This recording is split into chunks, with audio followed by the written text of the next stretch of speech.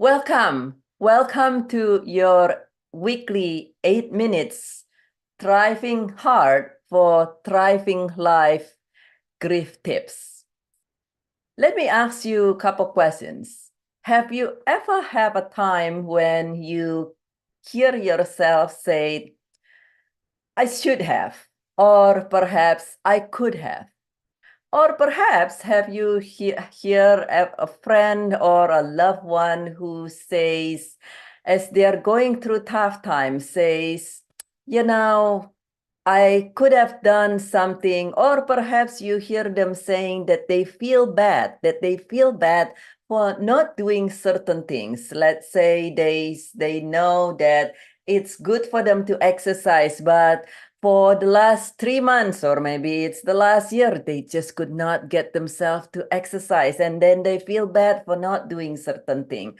And having helped grievers, people with grief for over 25 years, one of the very common thing I hear from somebody who is new to come and work with me is people to say, oh, I feel bad that I'm not doing my chores. I feel bad. I know it's good for me to exercise, and I just cannot make myself to do this, or I just cannot make myself to do that, and I'm just so unproductive. And oh my goodness, I have just gone lazy. So many people who are grieving saying that, and feel bad for feeling bad, and feel bad for not being productive and not doing things in the long list of things that they believe they should do. And if your loved ones or you experiencing that, please know that actually grief makes us feel very tired, and sometimes we feel so tired or that we just don't have the energy to do anything. And it's not because we're lazy at all, but for multiple reasons. Physically, when someone is grieving, our body goes through changes. Our body experiences so many chemical changes and going through inflammations. It's similar to if someone were to catch a flu.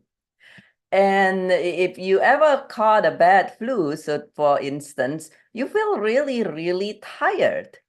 And a flu is only physical.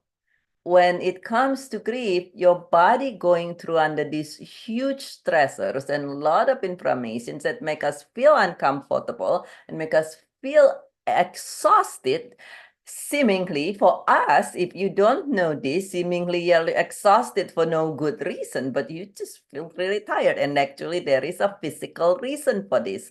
In addition to us mentally a lot of time already exhausted because of the cause of our grief, whether it's a significant change or a hope unmet, or it is because of an impactful loss. And so we're physically being afflicted, we're mentally and emotionally being afflicted. And for those who understand energy and learn about energy, including myself, somebody who is grieving energetically appear as if they're under really thick layer, like 15 layer of thick, heavy, grayish, dirty blanket. Imagine if you are under 15 layer of thick, heavy gray blanket.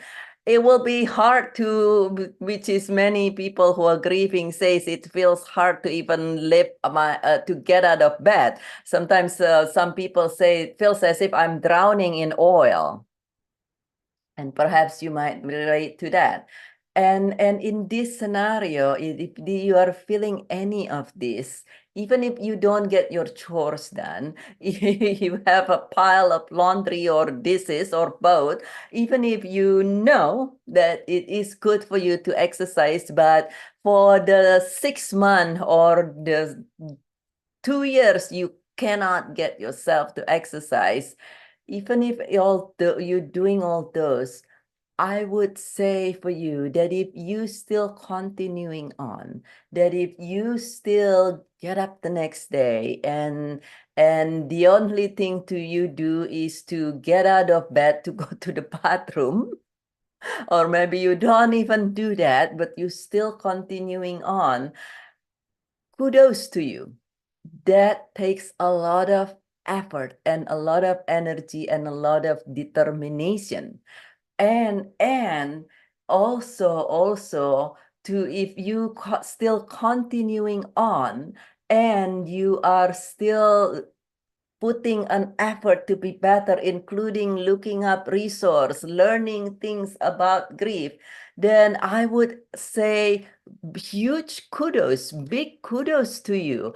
Please celebrate yourself and give a big pat on each of your shoulder for your determinations to get better. And please also know, just like if you were to carry this big boulder here, you do not need to do it alone. Sometimes having somebody to dare to share the load with you, to particularly if you got to climb up the hill with this big boulder, having somebody who know how to kind of put the boulder in such a way that it is easier and find an easier path going up the hill can be very helpful. I actually use this analogy with my grief clients. Let me help you carry your boulder. You still have to carry it to a degree, but let me help you, show you a way to make it easier to carry it up there, and using the path that is safest and fastest to get over the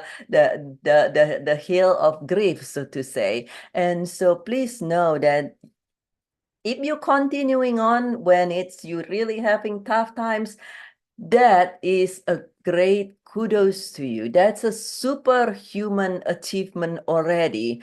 And you do not have to do it alone. And the great news is even if at this moment you feel that you're drowning in oil, if you continuing on, and you too will be able to move through and beyond this and thrive. And with correct support and guidance, you will be able to do it with even more ease and even more promptly. And so if you're having a tough time, my heart goes out to you.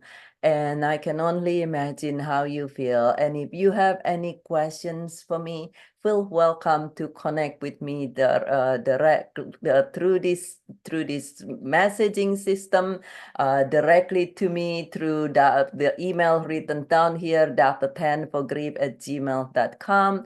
And as well as if you find this message helpful, to subscribe to this channel and to like this video and to share it with your loved ones, because they too deserve to know that if we're going through a tough time, it is a great achievement to just continuing on day by day. And this is Dr. BirgitteTan with Joyful Riches Beyond Grief. I care about you very, very much, and I look forward to